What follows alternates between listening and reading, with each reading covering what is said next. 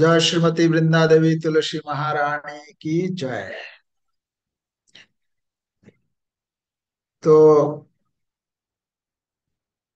আমরা সকলেই তুলসী মহারানীর সঙ্গে পরিচিত। কেন তুলসী মহারানী প্রত্যেকের গৃহে রয়েছে, কম বেশি সকলেই তার সেবা করে থাকেন। তো শাস্ত্রে এই তুলসী মহারানী সম্বন্ধে তার অনেক মহিমা বর্ণনা করা হয়েছে। তো তুলসী মহারানী যে আমাদের জীবনের জন্য কতটা গুরুত্বপূর্ণ, তিনি গোলক বৃন্দাবনে বৃন্দা দেবী নামে পরিচিতা। বৃন্দা দেবী, বৃন্দা, এই জগতে তিনি তুলসী মহারানী রূপে প্রসিদ্ধি তার রয়েছে। তো সে বৃন্দা দেবী হোক বা তুলসী, যে কোনো রূপেই আমরা সেবা করি না কেন, বলা হচ্ছে কেউ যদি তার সেবা করে তাহলে তার কি হবে, ভগবান শ্রীকৃষ্ণ তার প্রতি সন্তুষ্ট হবেন এবং ভগবান তার ধামে তাকে স্থান প্রদান করবেন বা তার সেবা প্রদান করে থাকবেন। আমরা প্রতিদিন সন্ধ্যা এবং সকালে আমাদের ইস্কনে দুইবার তুলসী মহারানী আরতি কীর্তন করা হয়ে থাকে। মানে গৌড়ীয় বৈষ্ণব যারা রয়েছেন আহ সকলেই তুলসী মহারানীর সকালবেলা এবং সন্ধ্যাবেলা দুবার তুলসী মহারানীর আরাধনা করা হয়। সেখানে বলা হচ্ছে নমো নমো তুলসী কৃষ্ণ প্রেয়সী, নমো নমো তুলসী কৃষ্ণ প্রেয়সী। আমি তুলসী মহারানীকে প্রণাম করি, যিনি হচ্ছেন শ্রীকৃষ্ণের প্রেয়সী। রাধা কৃষ্ণ সেবা পাবো এই অভিলাষী। আমরা যে সেবা করব, সেবা চাই, সেবার যে রয়েছে সেই সেবা মানে যেচে মানে প্রার্থনা করতে হয় সেবার জন্য। সেবা প্রার্থনা করা হচ্ছে তুলসী মহারানীর কাছে, হে মহারানী তুলসী, আপনি আমাকে রাধা কৃষ্ণের সেবায় নিযুক্ত করুন। আমার এইটা অভিলাষ, মোর এই অভিলাষ বিলাস কুঞ্জে দিও বাস, নয়নে হেরিব সদা যুগল রূপরাশি। হে তুলসী মহারানী, আপনি আমাকে বৃন্দাবনে বাস করার সুযোগ প্রদান করুন, এই কৃপা আশীর্বাদ করুন। তো সেখানে কি করব না, আমি রাধা কৃষ্ণের এই যুগল রূপ সেখানে দর্শন করতে পারবো। এই নিবেদন ধরো সখীর অনুগত করো। হ্যাঁ, হে তুলসী মহারানী, আমাকে এই কৃপা করুন, এটা আমার নিবেদন আপনার কাছে, যে সখীর অনুগত করো। সখীর অনুগত মানে সখীরা কারা? সখীরা হচ্ছে কৃষ্ণের যারা একান্ত অনুগত ভক্ত। তো যারা কৃষ্ণের একান্ত অনুগত ভক্ত, তার শরণাগত হয়ে তার আশ্রয় থেকে আমি কি করব, এই সেবা কার্য করতে পারব। সখীর অনুগত করো। হ্যাঁ, তো সবসময় তুলসী মহারানীকে আমরা প্রার্থনা করি। বলা হচ্ছে যে তুলসী মহারানী হচ্ছেন এই রূপ গোস্বামীপাদ ভগবত ভক্তির 64টি অঙ্গের কথা ভক্তির সমৃদ্ধ সিন্ধু গ্রন্থে বর্ণনা করেছেন। এই যে আমরা ভগবত ভক্তি অনুশীলন করছি, এর 64টা অঙ্গ আছে। তো তার মধ্যে একটা হচ্ছে তদীয় সেবা। তদীয় সেবা, তদীয় মানে হচ্ছে কৃষ্ণের যারা কৃষ্ণের জন, মানে কৃষ্ণের অনুগত যারা, কৃষ্ণের একান্ত ভক্ত যারা, তার সেবা করা। সে তদীয় সম্বন্ধে শিলা কৃষ্ণদাস কবিরাজ গোস্বামী তিনি চৈতন্য চরিতামৃতের মধ্যলীলা 22 অধ্যায়ের 125 নম্বর শ্লোকে বলছেন তদীয় কারা। তদীয় সম্বন্ধে তিনি বলছেন, তদীয় তুলসী বৈষ্ণব মথুরা ভাগবত, এই চারি সেবা হয় কৃষ্ণের অভিমত। এই চারজনের যদি সেবা করা হয়, কার কার? তুলসীর সেবা, বৈষ্ণব সেবা, আর মথুরা সেবা মানে ধাম, ধামে তীর্থযাত্রা, ধামে বাস করা, আর হচ্ছে ভাগবত অধ্যয়ন। এই চারটা, তুলসী, বৈষ্ণব, মথুরা, ভাগবত। মথুরা মানে হচ্ছে ধামবাস, মায়াপুর, বৃন্দাবন, ধাম। তো তো এই শ্রীকৃষ্ণের মানে এনারা হচ্ছেন একান্ত, এই এই এই চারজনের যদি সেবা করা হয় তাহলে কি হয়, খুব তাড়াতাড়ি ভগবানের ভগবানকে খুশি করেন। তার মধ্যে তুলসী মহারানী হচ্ছেন সব থেকে মানে কি বলা যায়, মানে ভগবান, বলা হচ্ছে ভগবান কোনো কিছুই তুলসী ছাড়া কখনো থাকেন না।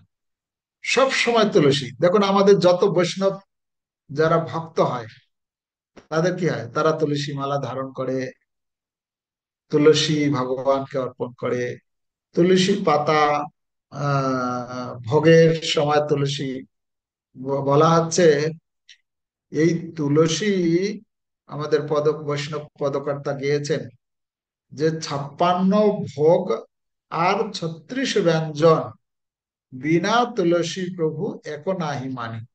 বলছেন যে আপনি 56 ভোগ তৈরি করেছেন, অনেক মানে 36 ব্যঞ্জন এরকম তৈরি করেছেন, রেডি প্রস্তুত করেছেন, আপনি ভগবানের কাছে নিয়ে যাবেন, ভগবান সেটা গ্রহণ করবে না যতক্ষণ পর্যন্ত না তুলসী পত্র সেখানে দেওয়া হয়। বিনা তুলসী প্রভু এক নাহি মানি, মানে কোনো কিছুই ভগবান গ্রহণ করেন। তার মানে এখান থেকে আমরা বুঝতে পারছি তুলসী কত ভগবানের প্রিয়, তুলসীর মহিমা কতটা এখানে আমরা বুঝতে পারছি। তো তাই বলা হচ্ছে যে এই শ্রীমৎ ভাগবতমে একটা ঘটনা রয়েছে। আমরা যে প্রত্যেকদিন ভগবানকে তুলসী অর্পণ করি, ভগবানের যখন তুলসী, যখন আমি আজকে সকালবেলা নরসিংহদেবের দর্শন করতে গেলাম, পূজারী আমাকে নরসিংহদেবের চরণ থেকে তুলসী দিলেন, তো আমি নিয়ে আসলাম। এটাই আমি এনে রাখি রুমে, যখনই একটু মনে পড়ে একটু তুলসী গ্রহণ করি। তো বলা হচ্ছে যদি কেউ এই ভগবানের চরণে অর্পিত তুলসী ঘ্রাণও করে, ঘ্রাণ করা বা সেবন করা, তাহলে তার উদ্ধার হয়ে যাবে। মানে আহ কি বলে, ওই চতুষ্কুমার ছিল, চতুষ্কুমার তারা ছিলেন ব্রহ্মবাদী, মানে নিরাকার নির্বিশেষের উপাসক ছিলেন তারা প্রথম। যখন তারা ওই বৈকুণ্ঠের দ্বারে গেলেন, তো ওই ঘটনা আছে না, বৈকুণ্ঠের যে জয় বিজয় দ্বারপাল রূপে ছিল, সেই তাদেরকে প্রবেশ করতে দিল না। ছোট ছোট বালক রূপে ছিল, যেহেতু চতুষ্কুমার 4 ভাই, সনক, সনাতন, সনন্দন আর সনত কুমার। তো তাদেরকে যখন বাধা দিয়েছেন, তো তারা অভিশাপ দিয়েছেন, হ্যাঁ তোমরা এরকম বৈকুণ্ঠ লোকে থেকে তোমাদের আচরণ এরকম, তো তোমরা এখানে থাকার যোগ্য নও, তোমরা মর্ত লোকে চলে যাও, অসুরের মতো আচরণ তোমাদের। হ্যাঁ, তো তো যখন এরকম অভিশাপ দিয়েছেন, তখন ভগবান বুঝতে পেরেছেন যে বাইরে কিছু একটা, গেটে একটা কিছু গন্ডগোল হচ্ছে। ভগবান এসেছেন, তো ভগবান যখন এসেছেন, ভগবানের চরণে যে তুলসী ছিল, সেই যখন ভগবানকে প্রণাম করেছে, এই তুলসীর যে গন্ধ তাদের নাসিকার মাধ্যমে যখন ভেতরে প্রবেশ করেছে, তাদের হৃদয়ের পরিবর্তন ঘটে গেছে। তারা যে নির্বিশেষের ভক্ত ছিল, ব্রহ্মজ্ঞানী, ব্রহ্ম ব্রহ্মের উপাসনা করত, তাদের হৃদয়ে পুরো পরিবর্তন হয়ে তারা ভগবত ভক্তে পরিণত হলো। তখন তারা সবিশেষ রূপে আরাধনায় যুক্ত হলেন। তো কথা হচ্ছে যে তুলসী মহারানীর ভগবানের চরণে যখন অর্পণ করা হয়, সেই তুলসী যখন আঘ্রাণ করা হয়, তার মাধ্যমে আমাদের হৃদয়ে পরিবর্তন ঘটে। তো বৃন্দা দেবীর পরিচয়, আমরা বৃন্দা দেবী মানে আলোচনা করলাম যে বৃন্দা দেবী তিনি তিনি গোলক বৃন্দাবনে রয়েছে, যিনি সর্বদাই শ্রীকৃষ্ণের সেবায় সবসময় যুক্ত আছেন। তো এই কি বলে, এই ভৌম জগতে তুলসী মহারানীর জন্ম বৃত্তান্ত সম্বন্ধে আহ কয়েকটি ঘটনা রয়েছে, মানে কিভাবে তিনি এসেছেন এই জগতে। তার মধ্যে ব্রহ্মবৈবর্ত পুরাণে একটি ঘটনা রয়েছে যে আহ ওই কি বলে, ভগবান শ্রীকৃষ্ণ যখন বিরজার কুঞ্জে লীলা বিলাস করছিলেন, রাধারানী তখন গিয়েছেন, মানে এটা গোলক বৃন্দাবনের ঘটনা। রাধারানী গিয়েছেন ভগবান শ্রীকৃষ্ণকে খোঁজার জন্য, আর গেটে ছিল সেই কে,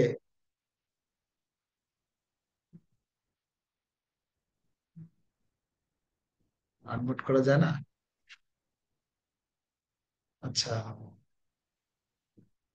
সমীর প্রভু একদম পুরো বন্ধ করে রেখে দিয়েছেন।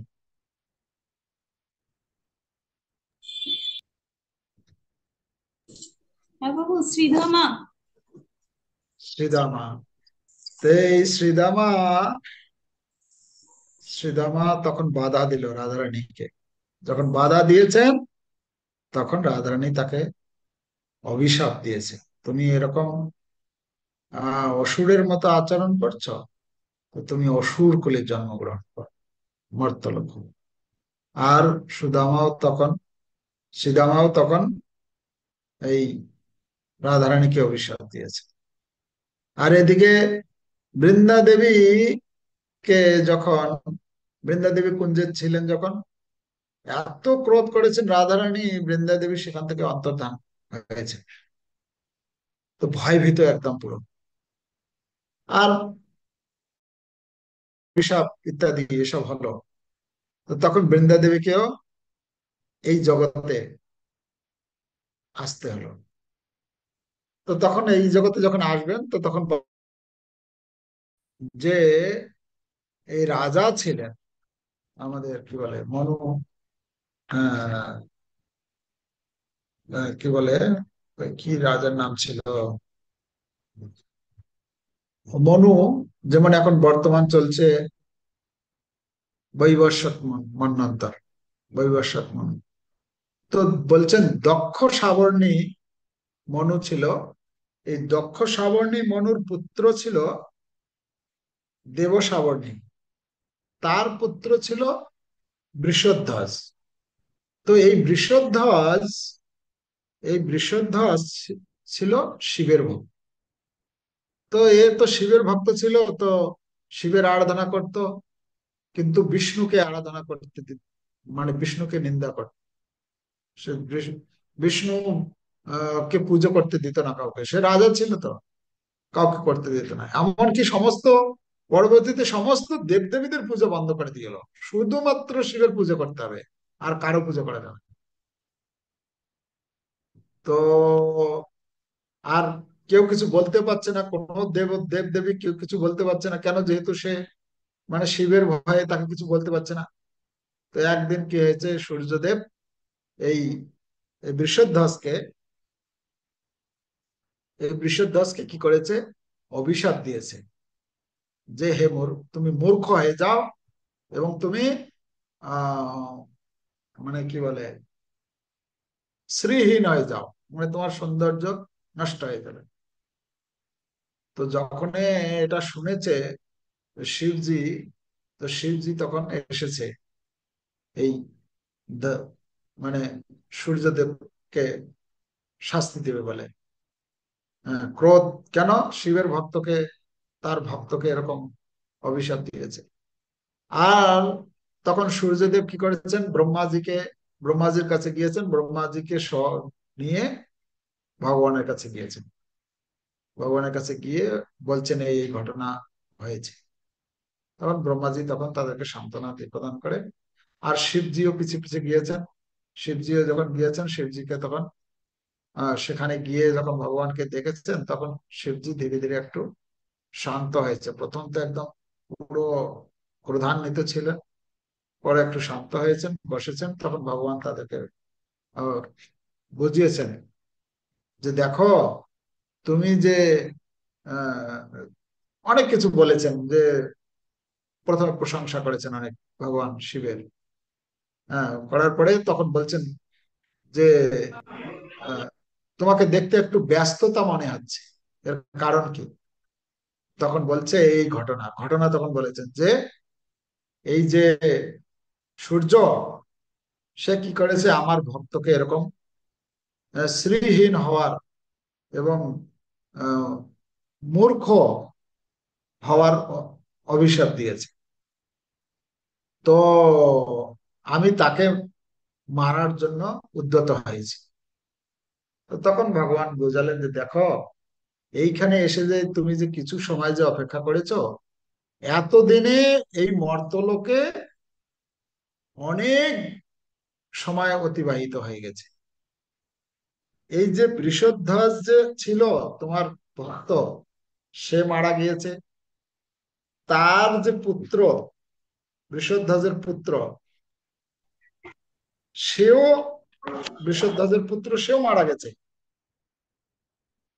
হংসধ্বজ, হংসধ্বজের দুই পুত্র, তারা এখন রাজত্ব করছে। হংসধ্বজের দুই পুত্র হচ্ছে ধর্মধ্বজ আর কুশধ্বজ।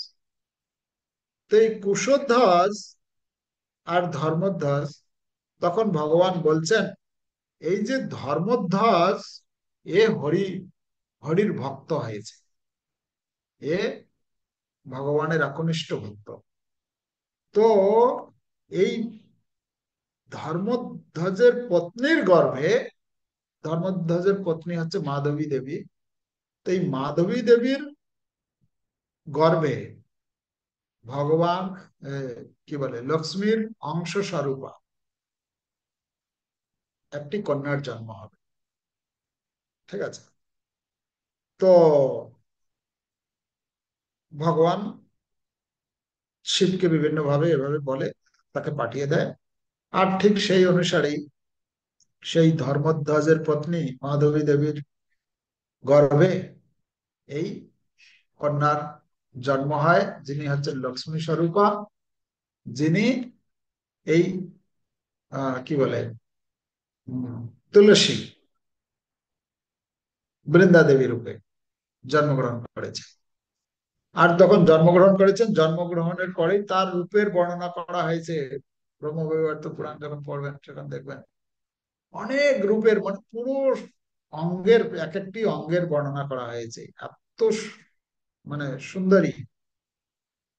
তখন তিনি কি করেছেন, তার প্রতি কামনায় তিনি তপস্যা করতে গিয়েছেন।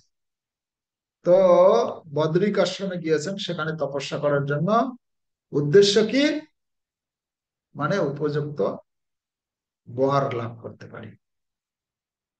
আজকাল অনেক দেখি না আমরা, যারা অবিবাহিতা তারা শিবের আরাধনা করে, বা কোনো ব্রত পালন করে যাতে আহ যোগ্য স্বামী পেতে পারে।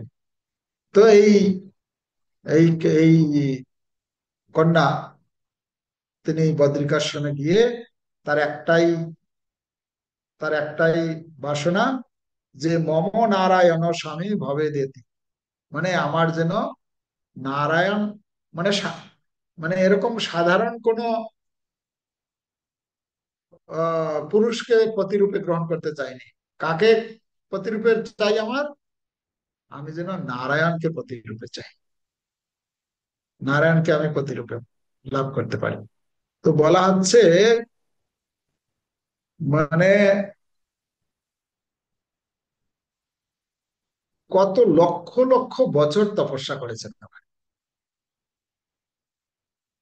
তপস্যা করে যখন কঠোর তপস্যা করছে, কঠোর তপস্যা মানে বলা হচ্ছে আহ পঞ্চতপা। পঞ্চতপা মানে চারদিকে আগুন জ্বালিয়ে, গরমের সময়, এই যে গরমের কাল আসছে, চারদিকে আগুন, উপর দিকে আগুন। হুম? তো আগুনের সেখানে নিচে বসে, হ্যাঁ, তপস্যা করা। তারপরে প্রবল ঠান্ডার সময় জলের মধ্যে ডুবে, এতটা জলের মধ্যে ডুবে তপস্যা। তো এরকম কঠোর তপস্যা করেছে। তো যখন এরকম কঠোর তপস্যা করেছে, বলা হচ্ছে 40,000 বছর বায়ু ভক্ষণ করে, আর 10,000 বছর কোনো কিছু না খেয়ে তপস্যা করেছে। মানে কিরকম তপস্যা ছিল তার! তো এইভাবে যখন কঠোর তপস্যা করেছেন, সে কঠোর তপস্যা করলে ব্রহ্মাজি সেই তপস্যা দেখে সন্তুষ্ট হয়ে এসেছেন। ব্রহ্মাজি এসে বলছেন, হে দেবী, তুমি এত কঠোর তপস্যা করছো, বলো তোমার কি ইচ্ছা। তখন বলেছে যে আমি আমার ভগবানকে আমার প্রতিরূপে লাভ করতে চাই। তো তখন ব্রহ্মাজি বলছেন যে দেখো, তুমি হচ্ছ তুমি হচ্ছ ভগবান, কি বলে, ভগবানের প্রেয়সী লক্ষ্মী দেবীর অংশ সম্ভূতা। ঠিক তেমনি ভগবানের অংশ সম্ভূত, হ্যাঁ, যে সুদামা, শ্রীদামা, এই শ্রীদামা, সে হচ্ছে ভগবানের অংশ। তো সে রাধারানীর দ্বারা আহ অভিশাপ গ্রস্ত হয়ে এই জগতে সেও এই দৈত্যকুলে জন্মগ্রহণ করেছে। দানব কুলে বলা হচ্ছে, দানব কি, তার নাম হচ্ছে শঙ্খচূড়। সে শঙ্খচূড় রূপে জন্মগ্রহণ করেছে। তো সেই শঙ্খচূড় রূপে সেও এই জগতে জন্মগ্রহণ করেছে। তো সে তপস্যা করছে, আমি তাকে গিয়ে বলে দেব আহ তোমাকে সে বিবাহ করবে। তুমি এখন তাকে বিবাহ করবে। সেও হচ্ছে, যেহেতু যেহেতু ভগবানেরই আহ অংশ, তো তাকে বিবাহ করবে। এর পরবর্তীতে তুমি আবার ভগবানকে বিবাহ করবে, ভগবানকে পাবে, প্রতিরূপে লাভ করতে পারবে। তো সেই কথা অনুসারে আহ ব্রহ্মা যখন তপস্যা করছিল শঙ্খচূড়, ব্রহ্মাজি সেখানে যান, সেখানে গিয়ে বলেন যে এরকম বদ্রিকাশ্রমে এই তপস্যা করছে, তাকে তুমি বিবাহ করবে, ইত্যাদি ইত্যাদি সব বৃত্তান্ত বলে দেন। তো তখন তো বলে দিয়েছেন যে গান্ধর্ব বিবাহ। তো তখন তারা দুজনেই সেখানে গিয়েছেন, বদ্রিকাশ্রমে গিয়েছেন শঙ্করচূড়। শঙ্করচূড় সেখানে গিয়ে তার এই তার সঙ্গে দেখা হয়। দেখা হলে তার সঙ্গে যখন কথা হয়, সে কথোপকথন, খুব সুন্দর কথোপকথন রয়েছে। যে এই তুলসী দেবী বলছেন যে, তাকে বলছে যে এরকম কোন কোন মানে সজ্জন পুরুষ নির্জন স্থানে কোনো রমণীর সঙ্গে এ, কোনো কথা বলতে নেই, কথা বলে না। তো ইত্যাদি দুইজনের মধ্যে কথোপকথন হয়েছে। তার পরবর্তীতে ব্রহ্মার কথা, না, ব্রহ্মা সেখানে পৌঁছে গেছেন। ব্রহ্মা গিয়ে বলেন বিবাহের কথা, বলে সেখান থেকে চলে যান। তখন তারা দুজনে সেখানে বিবাহ হয়। বিবাহ হলে সেই শঙ্খচূড় যেহেতু দানব ছিল, হ্যাঁ, সেই তার যে কি বলে পরাক্রম, এত পরাক্রম ছিল তার, সে কি করেছে সমস্ত জগৎকে সে জয় করেছে। এমনকি দেবতাদের রাজ্য দখল করে নিয়েছে, দেবতাদের স্থান। দেবতারা তখন তাদের সবকিছু ছেড়ে দিয়ে ব্রহ্মার কাছে গিয়েছেন। ব্রহ্মা সহ সমস্ত দেবতারা গিয়েছেন আবার শিবজি সহ ভগবান ভগবানের কাছে গিয়েছেন, বিষ্ণুর কাছে। তো বিষ্ণুর কাছে যখন যান, বিষ্ণুর কাছে গিয়ে যখন বলেন, তখন ভগবান বিষ্ণু বলেন যে হ্যাঁ ঠিকই আছে, যেটা এখন যে ঘটনা ঘটেছে, তো এই যে শঙ্খচূড়, এই শঙ্খচূড় এত পরাক্রমশালী, এর কাছে আমার কবচ রয়েছে। এই কবচ যতক্ষণ থাকবে, তাকে এই ত্রিভুবনের কেউ তাকে পরাস্ত করতে পারবে না। তো কি করা যাবে? তো ভগবান তখন শিবজিকে ভগবান একটা ত্রিশূল দিলেন, যে তুমি এই ত্রিশূল নিয়ে যাও, তার সঙ্গে যুদ্ধ করবে। আর আমি যাব, আমি গিয়ে তার ব্রাহ্মণ রূপে গিয়ে তার কবচ ভিক্ষার ছলে আমি সেটা নেব, নিলে আর আমি তার যে পত্নী তুলসী, এই তার তার আহ, মানে তার সঙ্গ করব। তো তার পতিত্ব সতীত্ব ভঙ্গ হবে। আর সেই তখন কি হবে, এই ত্রিশূল দিয়ে তুমি এই শঙ্খচূড়কে বধ করতে পারবে। তো সেই অনুসারে শিবজি তখন যান, তার সমস্ত মানে শিবের যত গণ ছিল, দেবতারা, উম, কালী, তারপরে মানে বিশাল সৈন্য সামন্ত নিয়ে গিয়েছেন। সেখানে গিয়ে তখন একজন দূতকে পাঠান, সেই দূতকে পাঠিয়ে দেন যে গিয়ে সেই শঙ্খচূড়কে বলতে বলেন যে এরকম হয়তো তোমাকে দেবতাদের রাজ্য ফেরত দিতে হবে, না হলে কি করতে হবে, যুদ্ধ করতে হবে। আর সেই কথা অনুসারে আহ, পরবর্তীতে যুদ্ধ হলো। এই যুদ্ধ হলে ভগবান মানে এত ভীষণ যুদ্ধ হয়, কেউ আর কাউকে পরাস্ত করতে পারে না।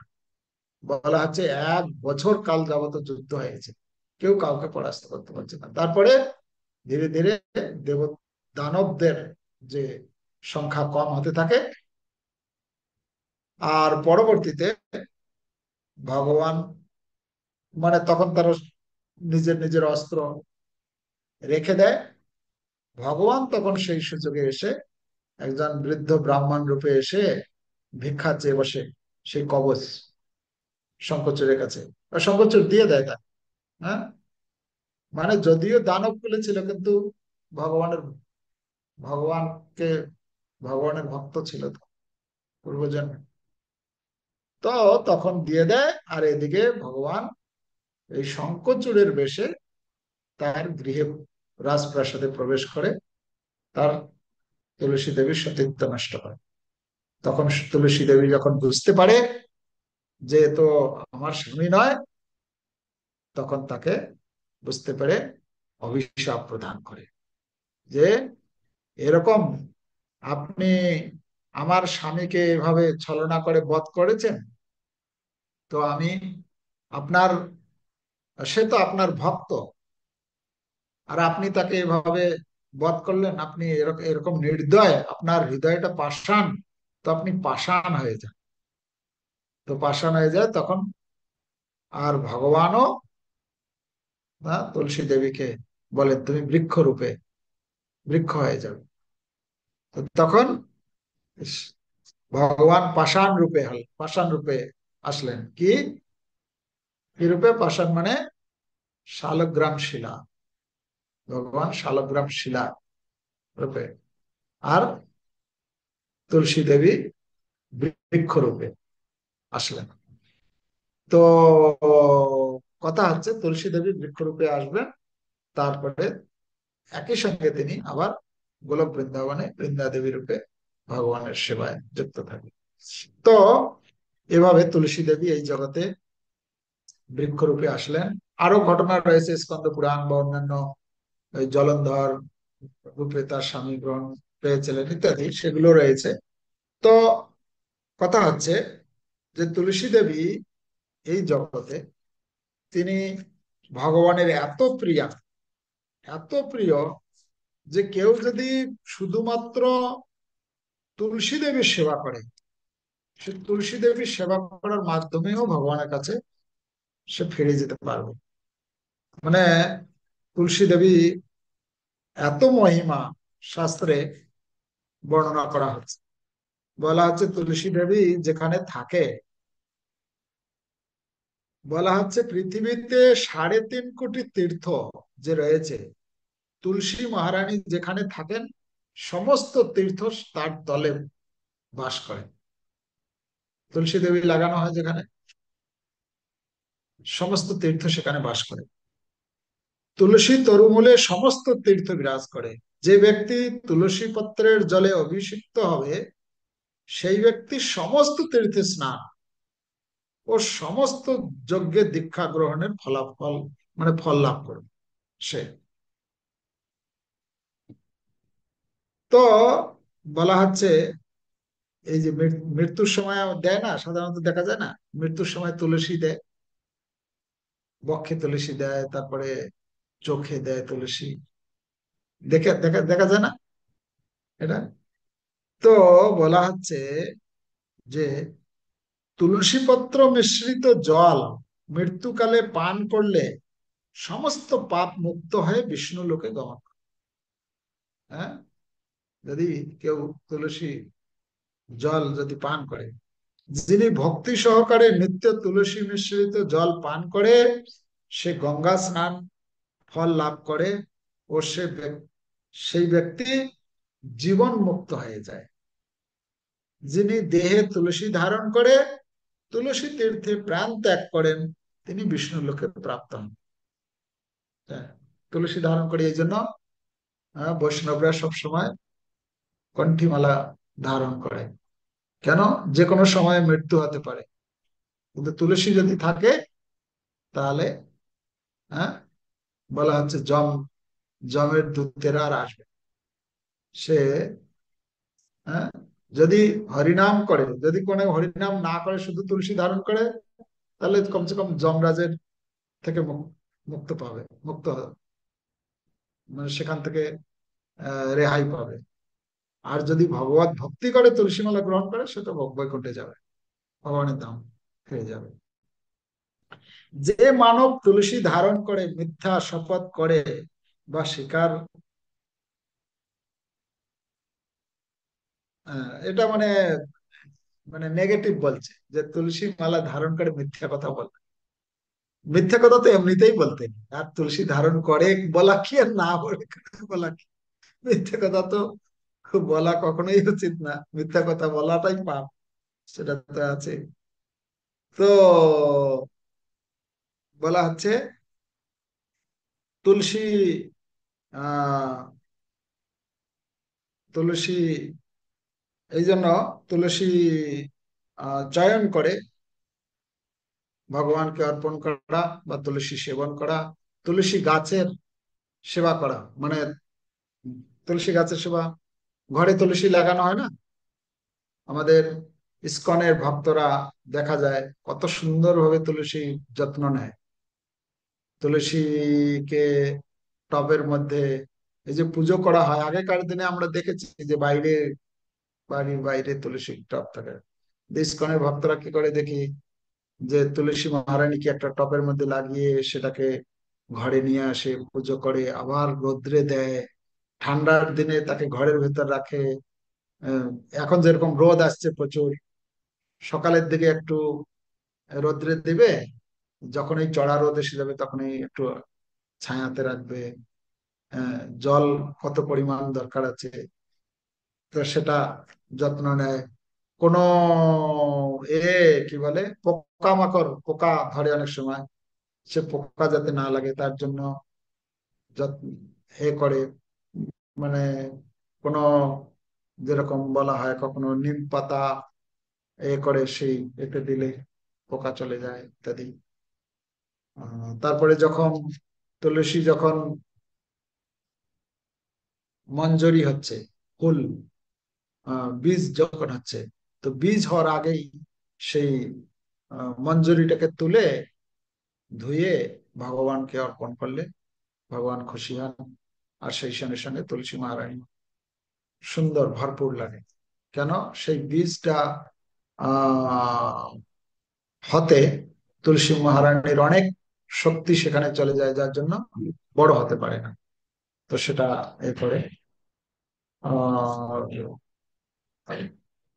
তারপরে যেটা বলছিলাম আমি, যে বৈশাখ মাস, বৈশাখ মাসে তুলসী মহারানীকে বাড়িতে আমাদের পোস্ট দিয়েছিলেন শম্পা মাতাজি, যে গ্রুপে দিয়েছিলেন যে বৈশাখ মাসের পরশুদিন থেকে শুরু হচ্ছে বৈশাখ মাস। তো যদি সম্ভব হয়, বলা আছে শালগ্রাম আর তুলসী, এই দুটাতে জল জল দেওয়া মানে শীতল রাখার জন্য। তুলসী মহারানী আছেন, তুলসী মহারানীর উপরে আহ কোনো পাত্র আহ, ছিদ্র করে সেখান থেকে সেখানে তুলো একটু দিলেন, আর জল ফোঁটা ফোঁটা করে পড়বে, তো শীতল থাকবে।